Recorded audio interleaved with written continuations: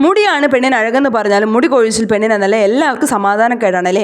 പലവിധകൾ എണ്ണകളും hair മാസ്കുകളും ഒക്കെ മാറി മാറി ഉപയോഗിച്ചാലും ചിലർക്ക് മുടി കൊഴിച്ചിൽ കുറയണമെന്നില്ല.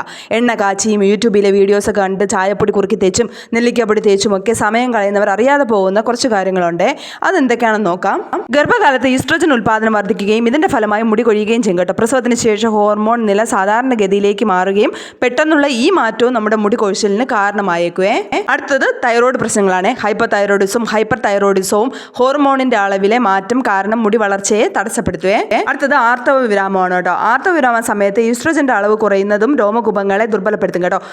അങ്ങനെ മുടി കൊഴിച്ചിലേക്ക് നയിക്കുകയും ചെയ്യും. ഇനിയുള്ളത് നമ്മുടെ പോഷകാഹാരക്കുറവ്. ആരോഗ്യമുള്ള മുടിക്കും മുടി വളർച്ചയ്ക്ക് സമീകൃത ആഹാരം നിർണായക പങ്ക് വഹിക്കുന്നുണ്ടെന്ന് എല്ലാവർക്കും അറിയുന്ന കാര്യമാണ് അല്ലേ. പോഷകങ്ങളുടെ അപര്യാപ്തത രോമകൂപങ്ങളുടെ ദുർബലപ്പെടുത്തുകയും ഇത് ക്രമേണ മുടി കൊഴിച്ചിലിന് കാരണമാവുകയും ചെയ്യും കേട്ടോ. ഇലക്കറികൾ, മുട്ട, പരിപ്പ്, മത്സ്യം, മാംസം തുടങ്ങിയ ഭക്ഷണങ്ങൾ നമ്മൾ ഡയറ്റിൽ ഉൾപ്പെടുത്താൻ വേണ്ടിയിട്ട് ശ്രദ്ധിക്കണം കേട്ടോ. അപ്പോൾ ബാക്കി ഹെയർ റിലേറ്റഡ് ടിപ്സ് അറിയാൻ വേണ്ടിയിട്ട് ചാനൽ മസ്റ്റായിട്ട് സബ്സ്ക്രൈബ്